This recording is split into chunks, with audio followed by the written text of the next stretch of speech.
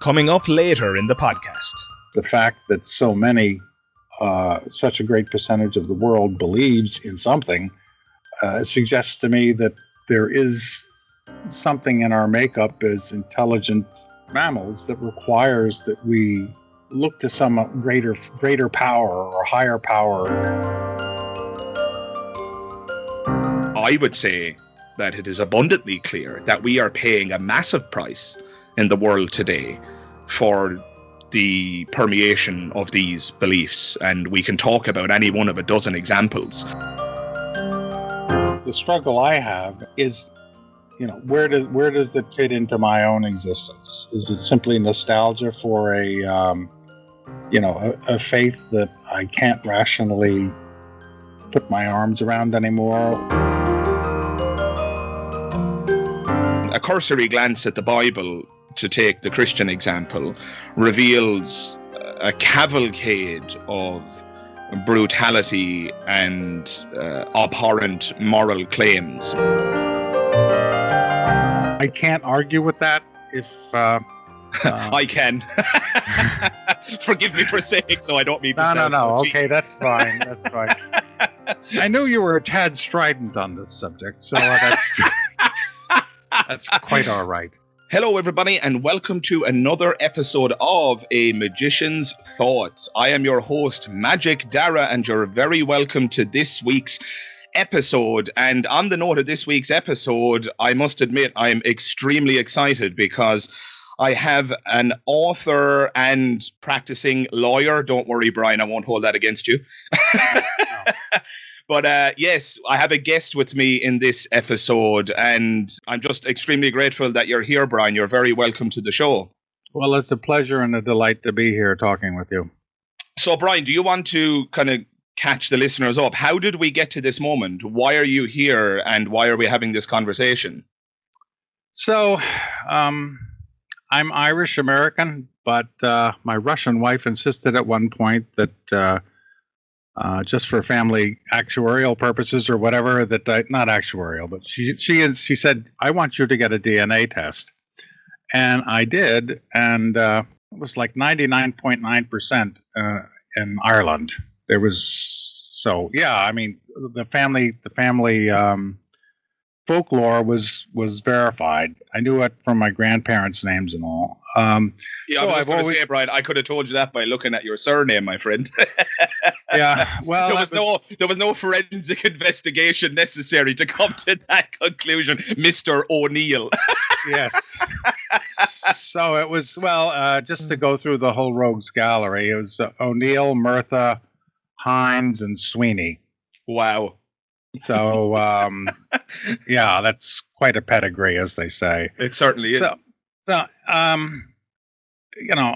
surf YouTube. Well, I surf YouTube a lot just because I'm interested in people, and I don't know how I got onto Ducky's channel, but, as we'll get into, my one and only visit to Ireland was in 1968 when I was about 18 or 19, and I spent 6 weeks there and had some very vivid impressions. So when Ducky's channel was, kind of offered as something to check out, I did, and was stunned at how much things had changed, so we say, just in terms of what he was talking about and, how he expressed himself and references to current Irish society.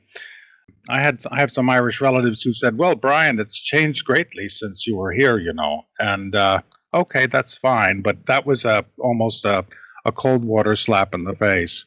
And then he mentioned in one of his podcasts having participated in an audio clip that PJ had done, the coronavirus conspiracy, and said, go over and check this out. And I did, and that absolutely entranced me. And then when either PJ or Ducky, I think possibly both, had you on a podcast, I listened to both of yours, and I'm not a big fan of magic, I'm not an aficionado of it, but when I started to listen to your podcasts, you really do take on very meaty subjects, which, again, are of high interest to me, and we had a pretty decent written exchanges in the comment sections.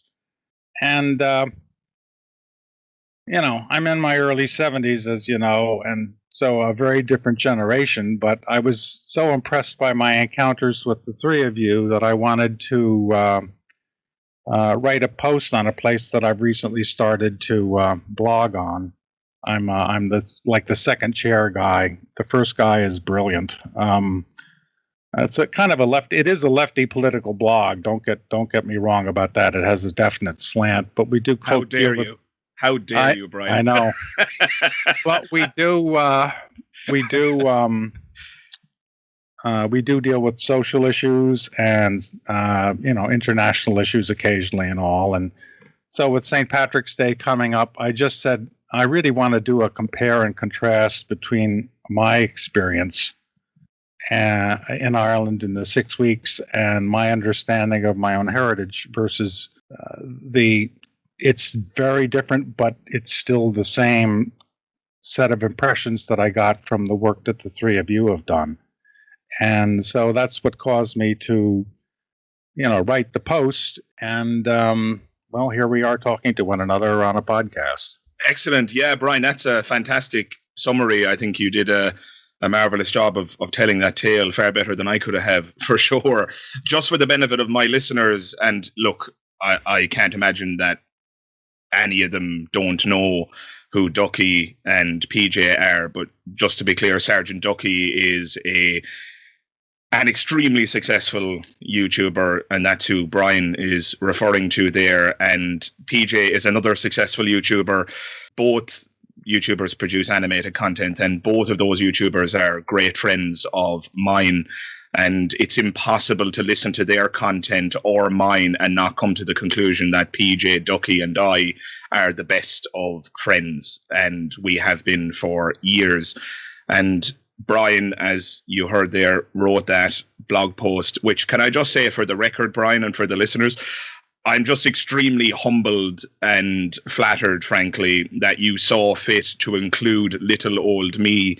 I don't think it would be unreasonable to say that my channel is but a drop in the ocean. I mean, Ducky at this point in time, I think he has 140,000 subscribers. At the time of recording right now, I think my channel has 1,200 subscribers, right? So I am but a drop in the ocean. And so the fact that you saw fit to even mention me in your blog post, Brian, again, I'm just extremely humbled by that. And I couldn't be more happy that we're here today having this conversation. Speaking of which, the email exchange that we've had before this podcast, we provisionally decided that we would focus on a topic, didn't we? Now, there's no denying that this conversation is going to be free flow and so forth, but I think the provisional agreement is that we're going to discuss faith and whether or not it is indeed useful. And this is something that comes up in the book that it would be foolhardy of me not to mention that you've written. And I would be lying if I said that I've read the book from cover to cover. I've read sections of it, and thanks to your guidance, I've read particular chapters and so forth. And one of the things that shines through in the book, I don't think it would be unreasonable to say, and for those who may be wondering about the book is titled Half a Wing, Three Engines and a Prayer. And that is written by my illustrious guest today, and that is Brian O'Neill. But one of the things that shines through in the book is the way in which faith comforted these soldiers some in their final moments and others in their perceived final moments. Only to their surprise did they survive, but they do tend to claim universally, essentially, that faith was a guiding light in their darkest moments. Would that be a fair summary of where we're going and one of the theses of your book, Brian? Absolutely. Although I have to tell you in all candor that it didn't start out that way at all. I did not in any sense have an agenda to create a religious sub-theme in it. The title of the book comes from a diary entry of the first veteran who the husband of a college friend of mine introduced me to his dad when I was in Southern California, in the really early 80s. And I found out that the man had flown during the worst period of the daylight bombing campaign, and that his crew had made it through all 25 missions. And he was on two of the most famous bombing raids of the war, the two Schweinfurt missions of August 1743 and October 1443. And just to ruminate a little bit on it, I said, "Well, boy, that would really be fun." And then my female friend's husband said, and he kept a diary of all of this.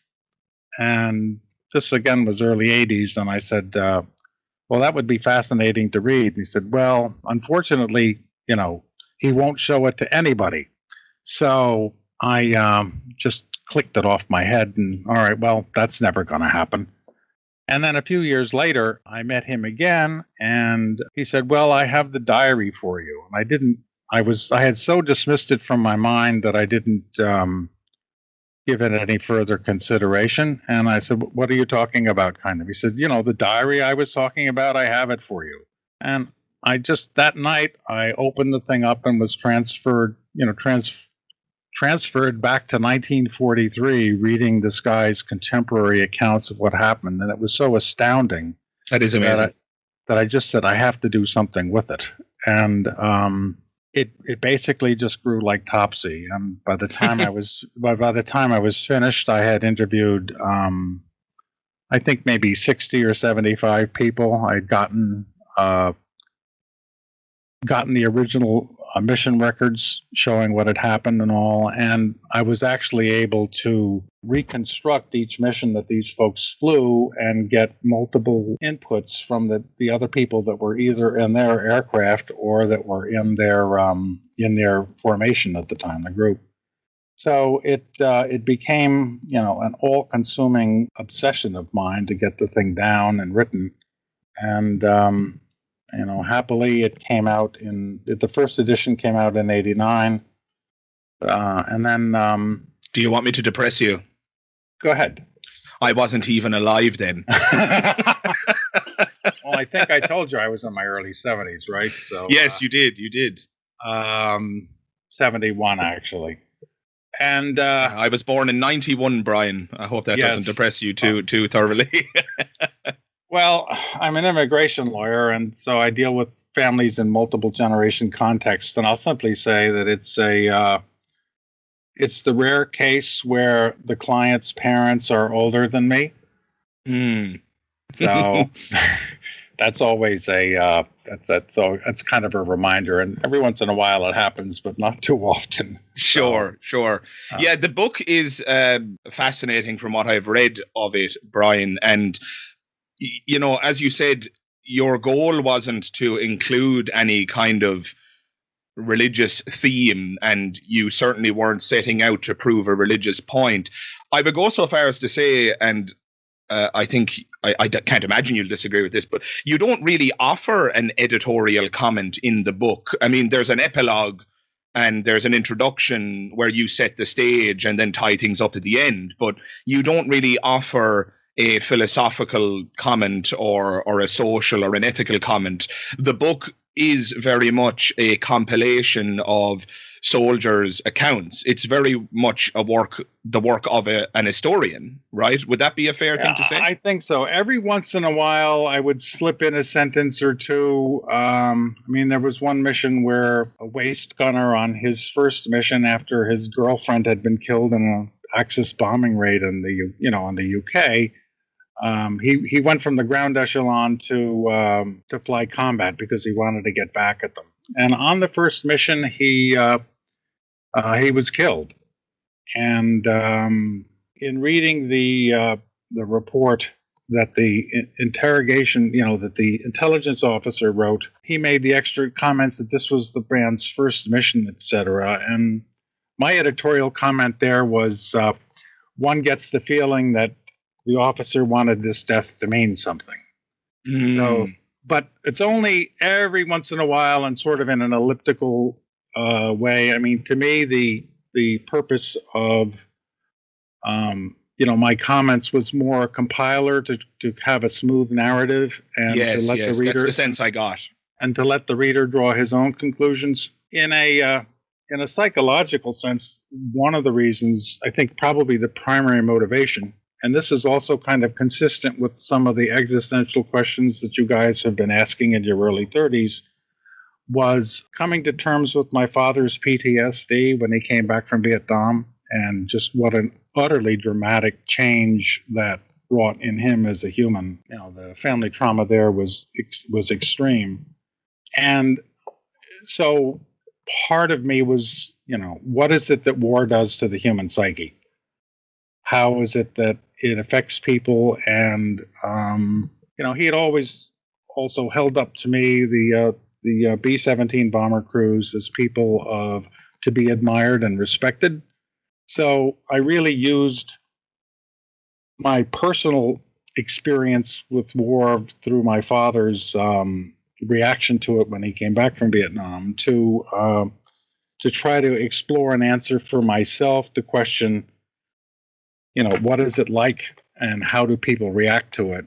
And again, that's why it takes on the you know, the reportage type of approach, while at the same time trying to maintain a consistent and good story. Well, let me just say in passing, I'd mentioned the first edition came out in '89. I was able to convince the publisher, that was a larger publisher at that point, to do a second edition. And that's where the epilogue and some of the extra chapters come in. Oh, really?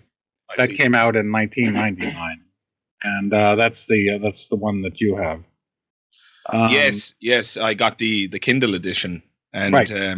And just, you know, for the benefit of any of the listeners there who may be history aficionados, I will include a link to the book in the description for those of you who may wish to purchase it. I would certainly recommend it. I mean, my university training, Brian, was in comparative religions and history. So you are speaking to a fellow historian, albeit I don't have the research expertise that you do, my friend. So I doff my cap to you, sir. But segueing slightly then, Brian, you don't really offer an editorial comment and kind of call out the baby in the bathwater, as it were. But given the conversations we've had in the comment section of my podcast videos, and given our email exchanges in the past, there does seem to be some disagreement between us. And if I'm reading between the lines correctly, and you can absolutely correct me if I'm wrong here, but I do sense that you perceive a form of utility, albeit you're not a religious believer yourself, it would seem, and again, if I'm wrong about that, feel free to correct the record, but you do seem to come from this perspective that religious faith has a form of utility which makes it worth preserving to a certain extent, whereas I'm not so convinced by that perspective. I suppose come not from a stridently kind of opposed point of view. I guess I'm just not convinced by the notion that we necessarily need faith. And yeah, I mean, that's the meat and potatoes of the conversation that we're about to have, I guess. So yes, is that a fair summary of your perspective at this juncture? Yes. And yeah, it is. Yeah. So let me ambush you then, okay? Go for it. Please do. All right. I love a good ambush. You said in your I think one of your podcasts or comments that one of your all-time favorite movies is Gladiator. That's correct. Okay. So there's a scene in Gladiator where Maximus has a couple of little figures on an altar, and he's surrounded by candles, and he's saying a prayer for the health and well-being of his wife and child. Okay.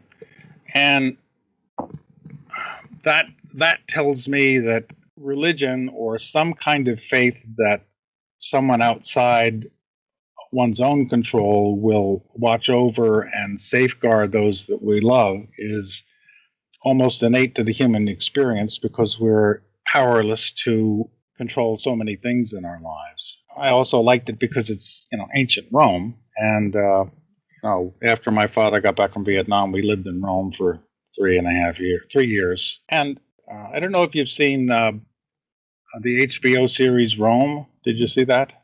I'm aware of it, but I have not watched it, Brian. So one of the principal characters is one of the soldiers of the 13th Legion, and he gets himself into a ton of trouble, and ultimately gets condemned to the arena.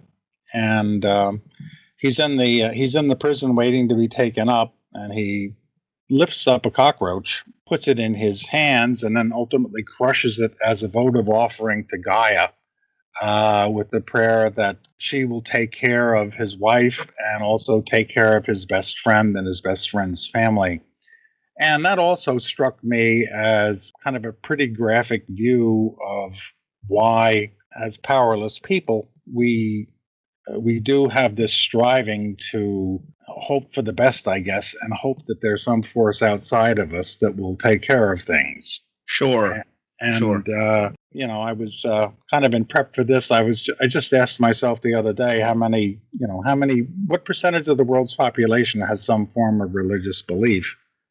And as you know, I sent you the site to The Guardian, which said at least as of 1998, it's about 85% and growing, which I found to be pretty shocking, given the rationality and the science that we have today that would suggest the contrary. Well, I don't have the study on hand, but my understanding is that while those who identify as being a member of a, quote, organized religion is declining, people's propensity to believe supernatural, what I would call woo, is not declining. So people might very well be moving away from the church pews, but they're not moving in the direction of a purely rationalistic scientific worldview. They jump out of the pot and into the pan, if you will. So while they might not identify as a practicing Christian anymore, they've probably taken up tarot card readings and they explore the zodiac signs and all that kind of, and I don't mind saying so, all that kind of nonsense. So while religiosity and those who self-identify as being member of an established religion, organized religion, is declining, it's not necessarily clear that people are moving away from unsubstantiated and eventually bankrupt ideas. Yeah, I think that's I can endorse that view. I understand exactly where you're coming from, and one of the questions I ask myself, having fallen out of the ability to believe any longer directly, is because there's no free will, right? If only we could choose our beliefs, huh? Well, that's one of your podcasts that we probably should talk about at some future date. Because, yeah, I would love that. I would love that. That's a pretty hard piece of hardtack to chew into, no question. Yes. How deterministic is our life? And let's just put that one on the shelf for the time being, I think. Sure. But no question, that no point taken on it. I think that in terms of trying to consider the necessity for some sort of faith in human existence, the fact that so many, such a great percentage of the world believes in something, suggests to me that there is something in our makeup as intelligent mammals that requires that we look to some greater power or higher power, as the AA folks say, to help us get through the day and get through life, basically. And the question is, how does that work in practice? And ultimately, yes, what is the utility of it? So we're already at an interesting point of disagreement. You're referring there, Brian, to and I would never deny this, the universality of religious faith. I don't think it would be unreasonable to say that we have never discovered a tribe or a collection of human beings on planet Earth that didn't have some form of what we would probably all label as religion, right? It seems to be a cultural universal, and on that we evidently agree. The question is, for me, is it a feature or is it a bug?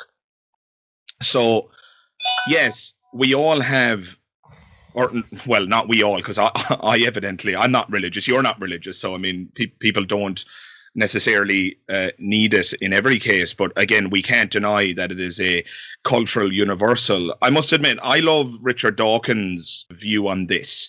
He uses the analogy of a moth, right? A moth uses the heavenly bodies in order to guide itself, right? The moth, Richard Dawkins uses the example of the moth may put the moon at a 30-degree angle, and because the heavenly bodies are at optical infinity, in other words, they'll stay at the same angle regardless of how you move in relation to it. It's actually a useful guide, right? So the moth can traverse in a straight line, and that's beneficial for survival, right? Unfortunately, because humanity evolved to the point where we build our own technologies and electricity and artificial lighting, now the moth's ability to guide itself in the night is inhibited, and in fact it can lead to the self-immolation of the moth. So if I have a candle, the moth will misunderstand the candle as one of the heavenly bodies.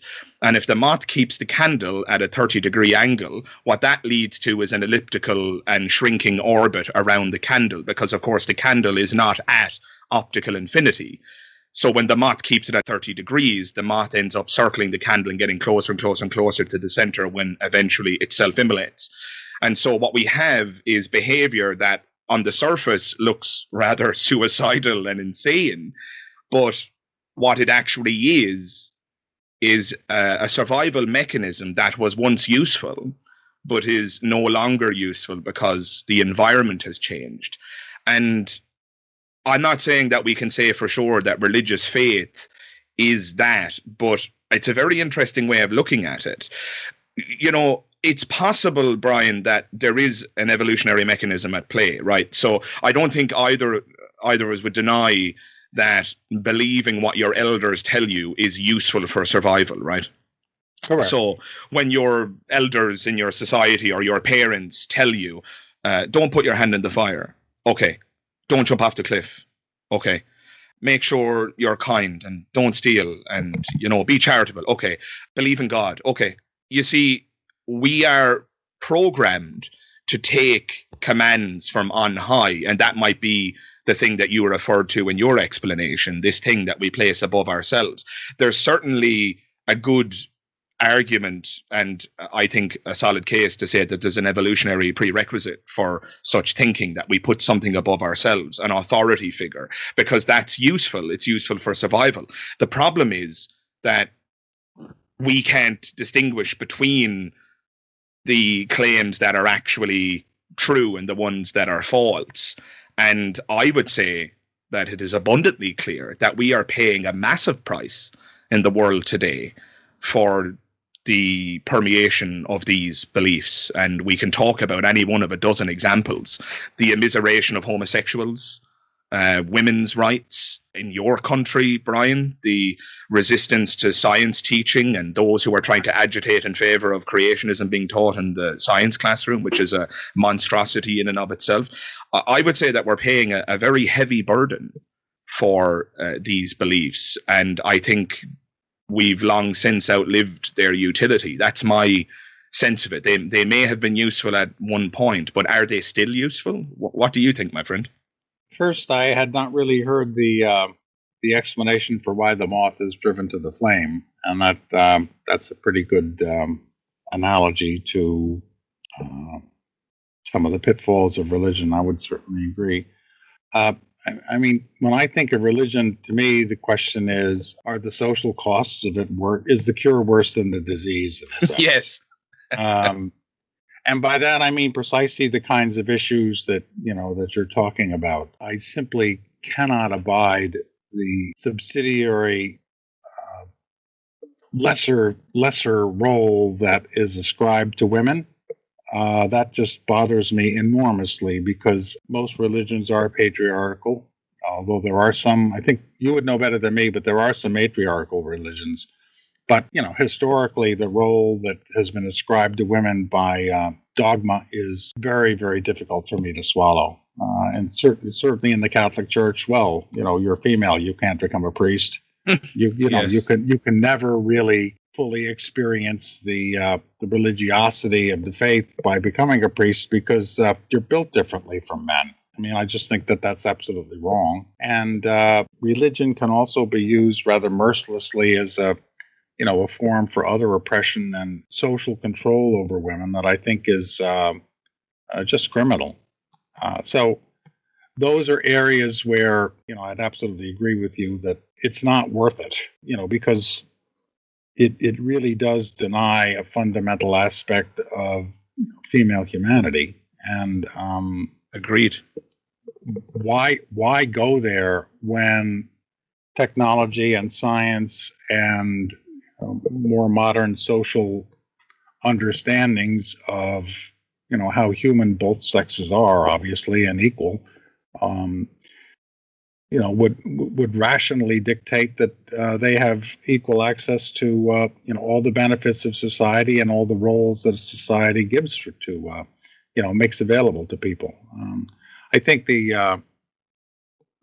a little ironic to talk about this in the context of military aviators, but if a woman wants to fly an F-18 off the deck of an American aircraft carrier, and she can physically handle the physiological strain, stresses of 5G or whatever the heck it is, if she can handle the physical stresses and the emotional stresses of flying a fighter plane, then there's absolutely no reason in the world why she shouldn't have the opportunity to do so. Yeah, more power to her, huh? Exactly. Yeah. And I know the American military still has some technical restraints on having women actively involved in direct combat operations, although the line between them is increasingly blurry. But that's just one role in society where I think that equality is mandated. And I'm happy to say that in the States we see an increasing tendency towards that. But yeah, that's an area where I feel that religion is definitely problematic. And yet I sense in you, Brian, and again, correct me if I'm wrong here, despite your acknowledgement of all of those problems and that the rather heavy toll we're paying, despite all that, I still sense in you, and again, correct me if I'm wrong here, I still sense in you this notion that we still should not dispense with it, that there's still a baby in the bathwater worth preserving. If indeed I'm correct in my read of you there, what is that baby in the bathwater that outweighs these kinds of issues, these, morally abhorrent and monstrous consequences? I mean, what is it that makes it worth preserving in your view? Or have I gotten you wrong?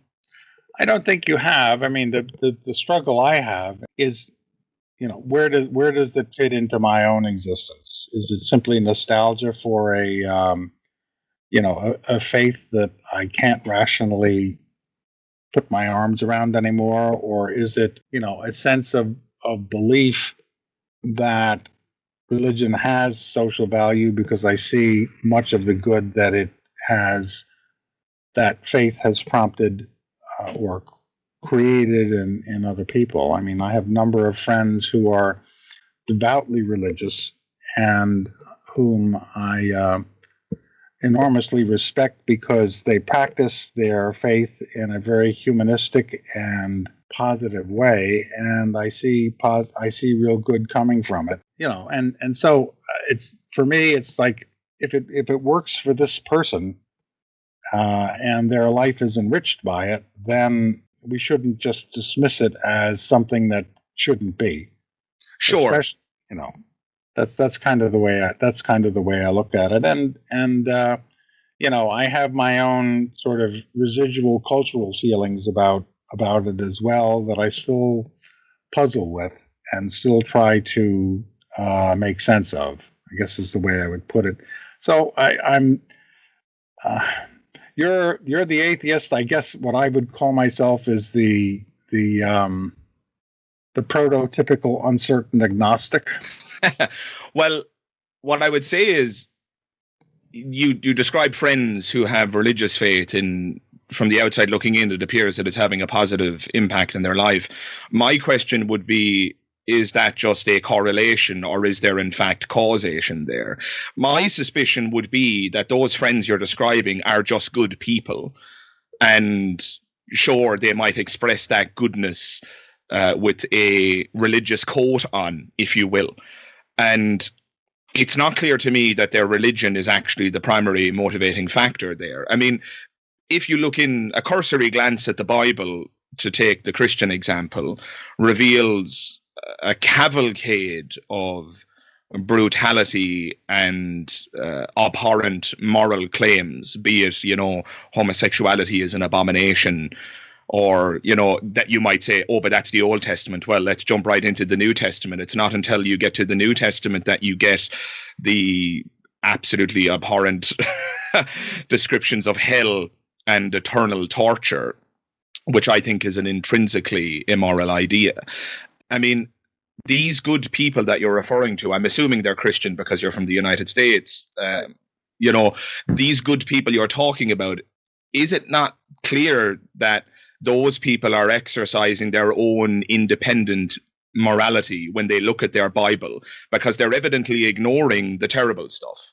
They would probably treat homosexuals with kindness and love as I would. But that means that they have to ignore the Bible's view on homosexuality.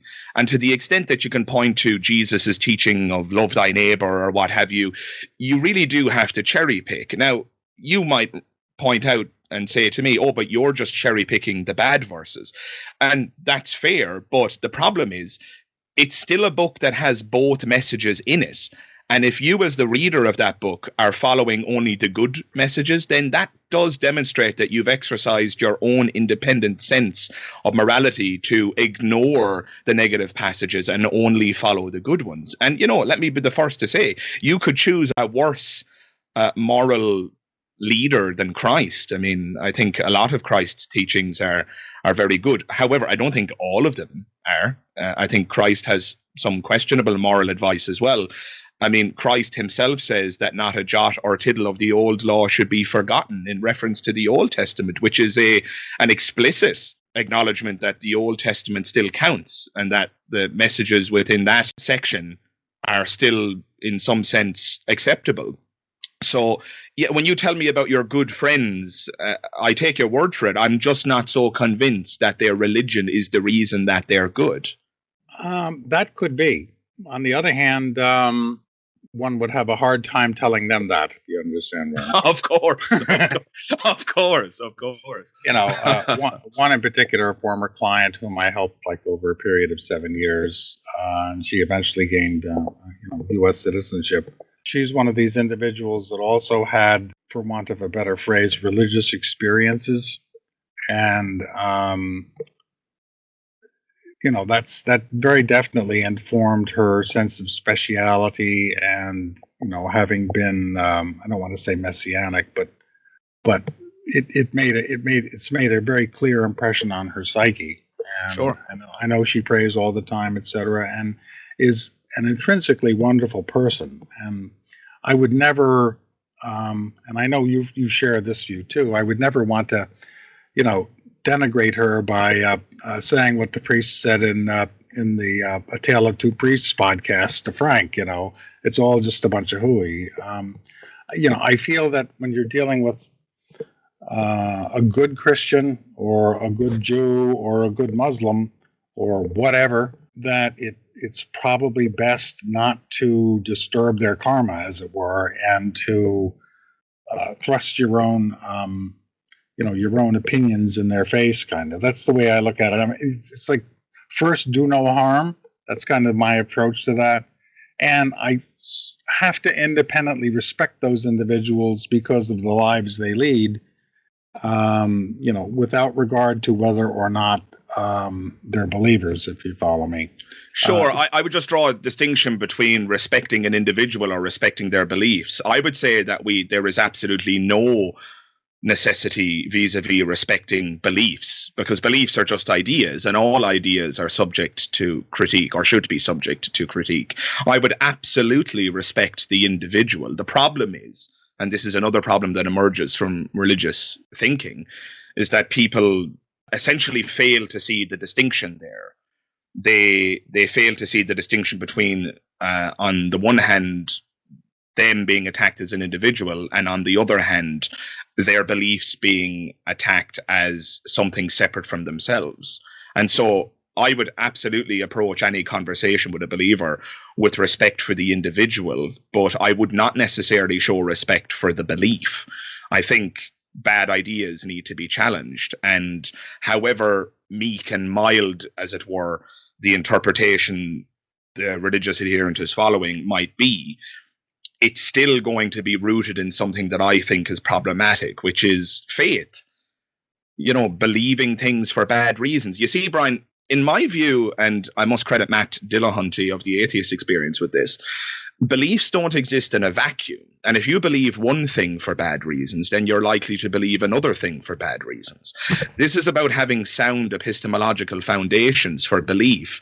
And this idea that we should kind of leave the gentle, mild believers have their cake and eat it, that is troubling, because that allows irrationality to persist and to exist. And so, as well-meaning as your point is, and I totally understand where you're coming from, I think it is in fact dangerous to allow evidentially bankrupt ideas or irrational ideas to just continue to exist. Now, just to be clear, I'm not articulating here some kind of Stalinistic, let's root out faith and make it illegal to be religious. I am, like you, a left-leaning liberal individual who believes, at least classically left, I'm not so sure what's going on now, but I fully support people's freedoms, and I fully support the idea that someone can be religious and publicly religious at that. And, I would never introduce laws or anything like that. What we're talking about here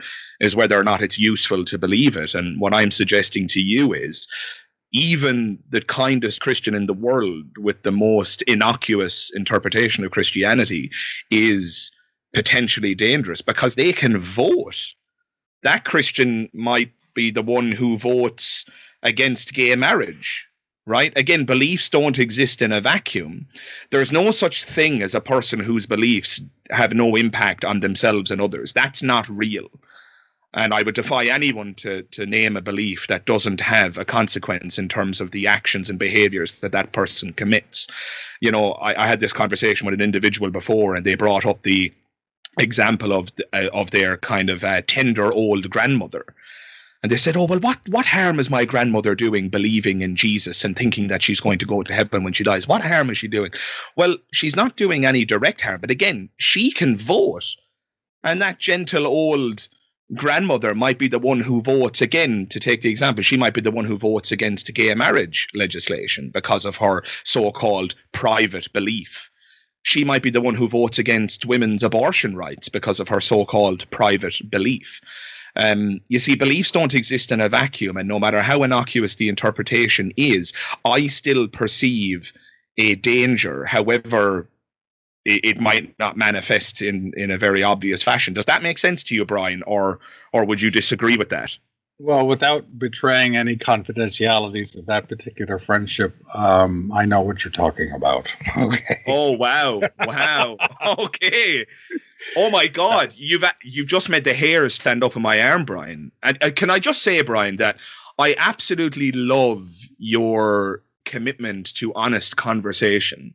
Because there's a lot of people, I mean, I just put a lot on the table there, right? And there's a lot of people who in that moment would have just gotten their back up and would have become confrontational and just, resisted, even though they might, even if they were convinced by the point, they might have resisted. But I mean, you just immediately respond by saying, yeah, I know exactly where you're coming from.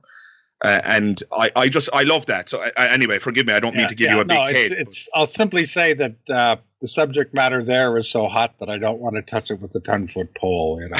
But suffice to say, you do see where I'm coming from, right? That no matter how innocuous the interpretation is, these individuals still, as a consequence of their supposedly innocuous, innocent interpretations of their faith, they can still pose a hazard to society if only in the sense that they can vote and may in fact vote for social policies that, in my view, are evidently not useful. Yeah. I mean, my view of religion, in a way, is that it's an inherently dangerous weapon, or it can be. If you look at Christian evangelicalism in the United States, particularly this loathsome prosperity gospel that so many charlatans propagate. Robert Jeffress, for example, who was, really heavily in with Trump, and a number of others. What you're really seeing is somebody that's putting on a religious garb, as it were, but is totally warping the best tenets of the faith for his or her own purposes. And one of those purposes, absolutely, is political control and social control. And from the political and social comes the financial wealth that people acquire. So, I mean, one of the money.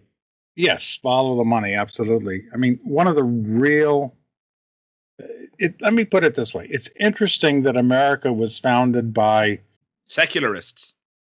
Well, no, not secularists. I would disagree. Look, consider the Puritans. Okay, so we have this extreme right. We have this extreme conservative group that comes over into Massachusetts, and I mean, throughout American history, there have been waves of fundamentalism. I forget, maybe in the 1840s, the so-called Second Great Awakening. And can I just clarify one thing, though? Because when I said secularists, and you can correct me if I'm wrong here, because you're the legal expert in this conversation, your founding document enshrines within it the separation of church and state, right? And absolutely. Yes. So I have always, and correct me if I'm wrong here, and I'm happy to be educated on this topic, I have always viewed the founding fathers through the lens of secularism. Would it not be fair to say that even if they were, they may have been believers themselves, but they enshrined within your constitution something of a secular ethic? Would that not be a fair statement? Because that's what I meant. Yes, I think you're right. I mean, many of them were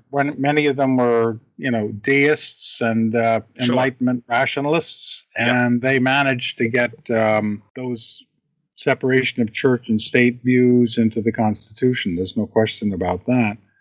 But it hasn't prevented religion from having a truly outsized role in American politics. I mean, even to the point where someone like Robert Jeffress will say that the founders intended that America be a Christian nation, and you can't To which my response is, what are you talking about? What are you talking about? You're trying to say that black is white. That's just not the way it went down. So the separation of church and state is certainly under severe attack now by right-wing evangelicalism in the United States. I have no doubt about that. I mean, just look at some of the recent Supreme Court picks. Yes.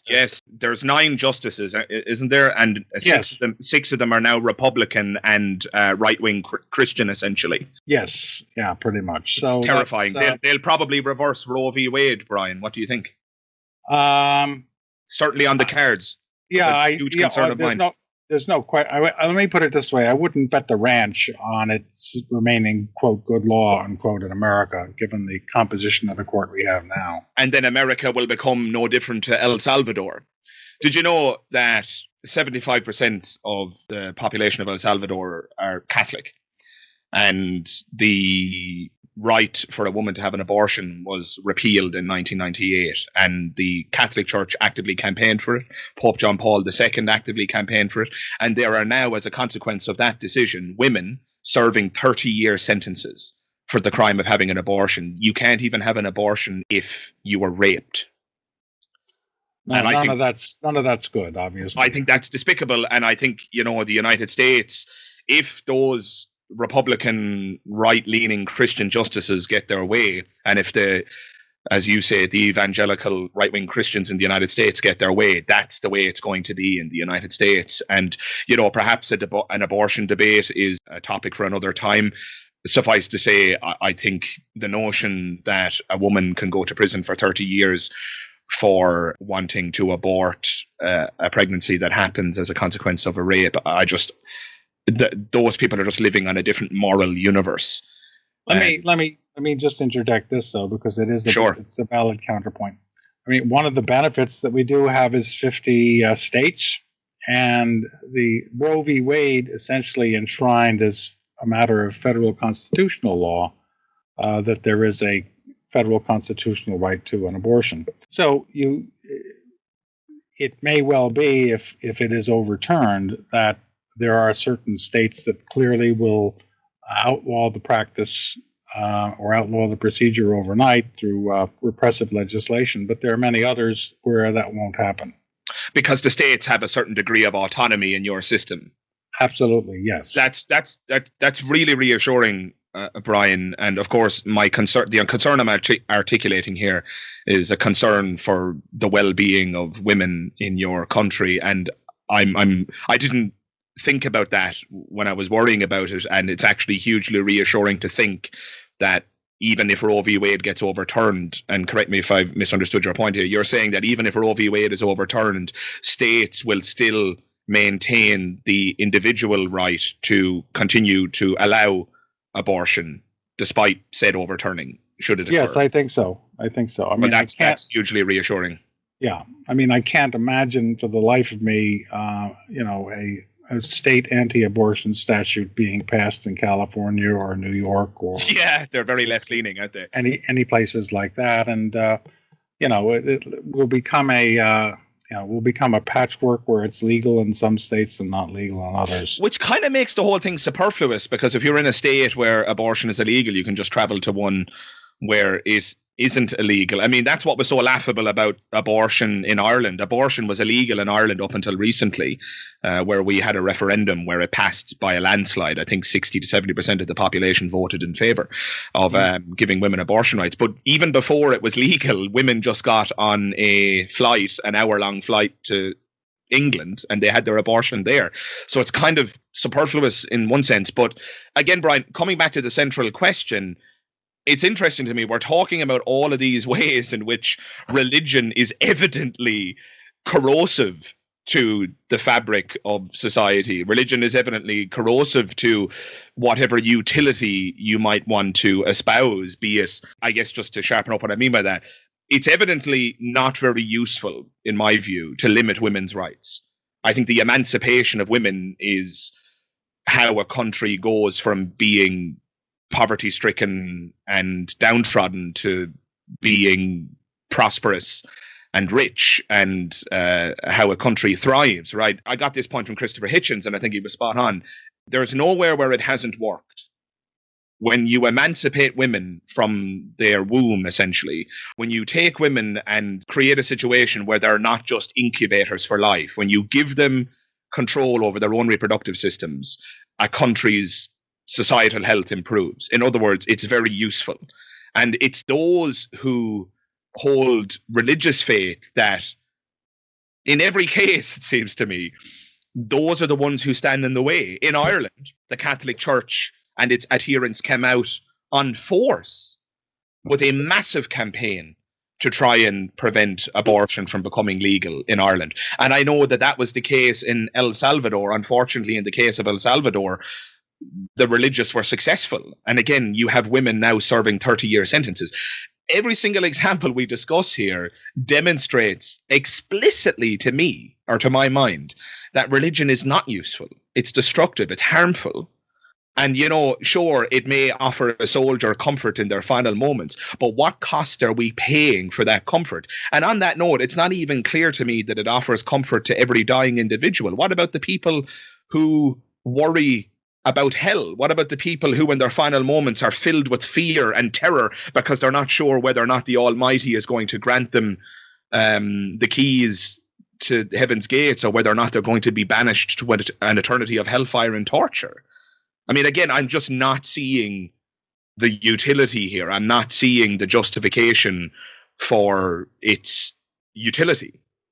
I think my rejoinder to that is that certainly in the two examples I pointed out in the book, we're seeing the success stories. I'm sure that there are many who uttered similar prayers that weren't answered, shall we say, because they didn't make it back.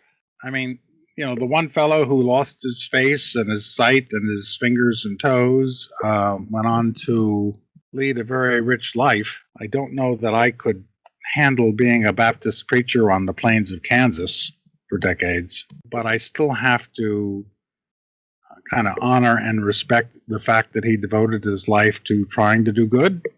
And I guess on an individualized basis, don't want to say, yes, well, he was a good person, but he was in a bad cause, kind of. Yeah, you know, when you understand where I'm coming from. Sure. Taking sort of a universalistic approach. It's almost like if a person is, and this may sound like a wretched defense, but if a person is inherently good and part of the core of their emotional makeup that drives them in such a direction is a positive, and please note the positive word rather than the negative fear of hell and sin and all that other stuff, then kind of live and let live. I mean, in his last in the last chapter of the book where he's talking, in which he raised this subject, he's talking about, quote, I praise the Lord for what, et cetera, et cetera. And, he was essentially ascribing the life that he had and having survived the ordeal that he went through to God's intervention, and was expressing, I guess, happiness, for want of a better word, for having survived and having had the life that he did. And I can't argue with that. If I can. Forgive me for saying so. I don't mean to. No. Okay, that's fine. That's fine. I knew you were a tad strident on this subject, so that's quite all right. I hope I'm not coming across as unnecessarily negative, Brian. I certainly hope that's not the case. No. I mean, what I like is, as we said in some of our earlier comments, the dialogue is what's important, and the give and take, and the elements of mutual respect. Absolutely. I'll let you respond to that, and I'll maybe make a closing comment on religion and one of the fundamental structural problems I see with it. Brilliant. Okay. So my response to that is, as well-meaning as that individual is, and I can't even begin to imagine what it's like to go through the hell, and I use the word hell advisedly there.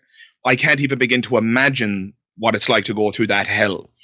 And so I won't even pretend that I can empathize or anything close to that, because again, I just have no frame of reference. So what I would say is, it does seem at the same time to be problematic to attribute your survival to God. This reminds me of the story of Julian Kopke, who, I don't know if you're aware of her, but she survived a plane crash in the Amazonian jungle. There were 92 passengers on board. She was the only one who survived. Mm-hmm. Everybody else died. Not only did she survive the plane crash, but she survived a further 9-day hike through the Amazonian rainforest, and ultimately lived to tell the tale, getting nothing other than a graze on her arm and a broken collarbone, right? And of course, the religious mind wants to say, oh, wow, what a miracle.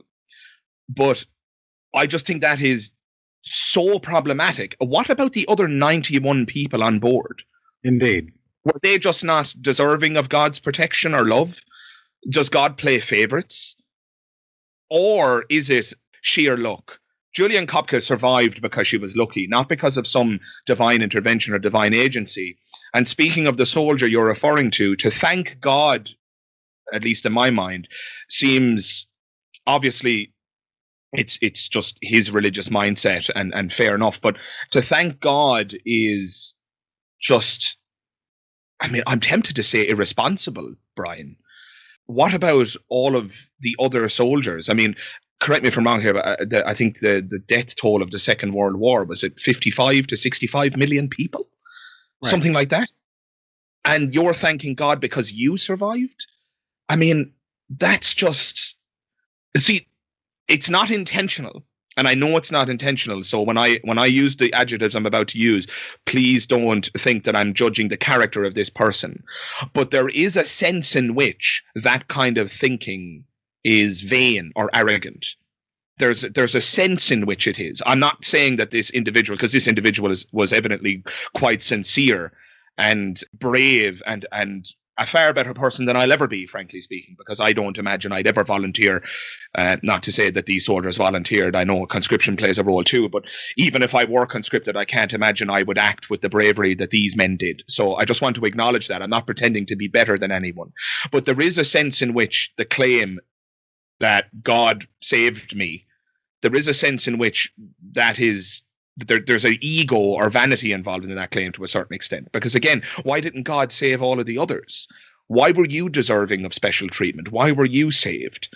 And just to bring my point to a close, we also don't have a counterfactual to compare. You know, it would be very interesting to me if we could go back in time and have that same soldier go through the war without their religious beliefs. If we could raise them as an atheist and have them go through the war a non-believer, would they, and assuming they survive and all the rest of it, my question is, did they need their faith to survive? And it's not clear to me that they do, or that anyone does. The one account that comes to mind, there's an absolutely shocking and moving account of a Jewish person in a death camp. And one of the final entries in their diary before they were executed mercilessly, as the Nazis did to 6 million of them, one of their final entries was, if there is a God, he'll have to beg for my forgiveness. Mm-hmm. Mm-hmm. And I just, that to me really just expresses in a nutshell where I'm coming from here. What kind of interpretive acrobatics is required in order to view this all through a theological lens? I mean, there has to be an interpretive acrobatic move, because it's not clear to me that it's possible to justify all of this mayhem according to a divine plan. And on the assumption that there is a divine plan, again, why would God save me and not somebody else? Anyway, I'm babbling on here. I think I have one answer to that may make sense to you also. Why don't we call it kind of an intrinsic reaction to survivor's guilt? So what you're suggesting is the person believes God saved them, because to believe that they just survived by luck would be too harsh a reality to face. Is that where you're coming from? Well, many veterans whom I interviewed were tortured by the fact that they survived when so many others died. And they were, at pains to understand that. So I think perhaps thinking that it was in God's hands and that God was the agent that caused that to happen is a kind of a way of saying, it's not my fault. See, that would piss me off even more, though. Maybe it would. I told this story to PJ on a podcast, which I'm sure you'll recall, because I know you listened to it, because we spoke about that podcast in particular, albeit we didn't address this specific issue. But the parent who arrives to the vehicular accident. I remember that. Yeah. Yeah, and they're just filled with anguish because they say, and I quote, I don't know why God put me on this earth at all. And so this notion that there's a God, or that there's an agent, divine or otherwise, in control of the whole thing, far from offering comfort in that moment, actually confounds the matter and makes the individual suffer in a way that they wouldn't were they a non-believer.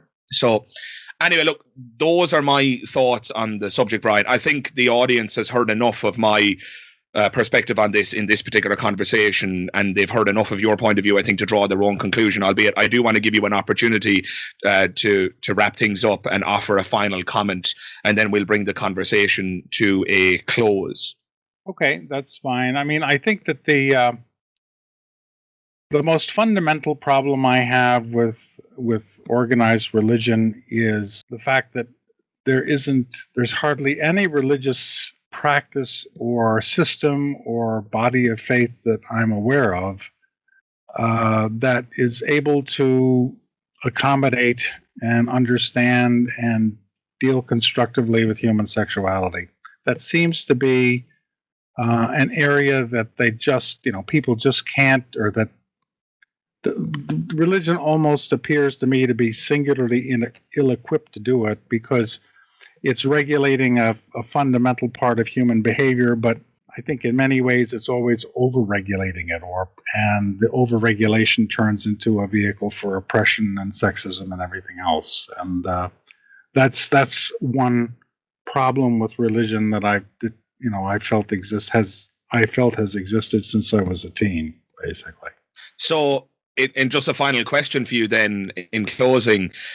Everything we've discussed, the ways in which religion is corrosive to society, the ways in which it's not particularly useful, be it scientific progress or social progress, gay rights, women's rights, as you just spoke about there, sexual liberation and so forth.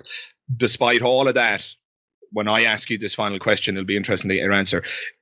Do you still think that there's utility somewhere and that it's worth preserving for that reason? I think that I'll answer it this way. My wife is Russian, okay? And she was born and raised in Soviet society. And but even sort of going back to that, the Tsar will always be with us. The fact that so many people on the planet have a belief system that's tied to religion means that, from my perspective, there's no way for somebody that doesn't believe to get away from it. And one of the tasks that we face is, I think, to encounter it in a way that is constructive. And that may not sound like a real answer in terms of utility. No, I see where you're coming from. But I'm trying to be practical in terms of dealing with people of faith. Yes. And sometimes they are open to dialogue, and they're capable of understanding one's point of view, even if it's contrarian or contrary. And those are the people that you can speak with. And then there's other times when you're just dealing with the fundamentally closed mind that if it's my way or the highway. And if you're dealing with one of them, then further discussion is not really useful. Yes, you can't reason somebody out of a position they weren't reasoned into. Right. Yeah. I think that's a wonderful point to finish this conversation on, Brian, and this particular episode of the podcast, albeit I would love if you stuck around and we could have an additional conversation. I want to leave you with a quote, though. I read it years ago and I'd forgotten the precise wording. I want to read this quote to you and get your reaction because this does typify the entire conversation. This quote comes from George Bernard Shaw, who I'm sure you're familiar with. He was Irish playwright, critic, polemicist, political activist, or what have you. But he said, and I quote, "The fact that a believer is happier than a skeptic is no more to the point than the fact that a drunken man is happier than a sober one." End quote. And I absolutely love that quote. I get your reaction to that, Brian, and we'll finish up here. What do you think? Well, I told you I was somewhat left-wing. I'm not as left-wing as the speaker I'm going to quote, but didn't Marx say that religion is the opiate of the masses?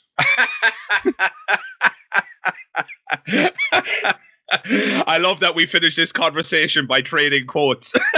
Yeah, I think that's good. And of course, Dara, I'm more than open to another discussion. So just for the benefit of the listeners then, guys, if you are interested in hearing more of what Brian has to say, Brian does have a blog which will be linked in the description. Brian has also written the book, the title of which is Half a Wing, 3 Engines and a Prayer.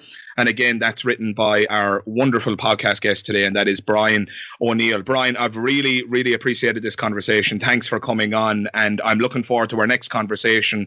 And if you did, in fact, I'm speaking to the listener here, if you did enjoy this conversation, there will be a part 2 coming up soon. So stick around for that. And let's leave it there, Brian. Thanks very much for being my guest today, my friend. That sounds great, and we'll talk later.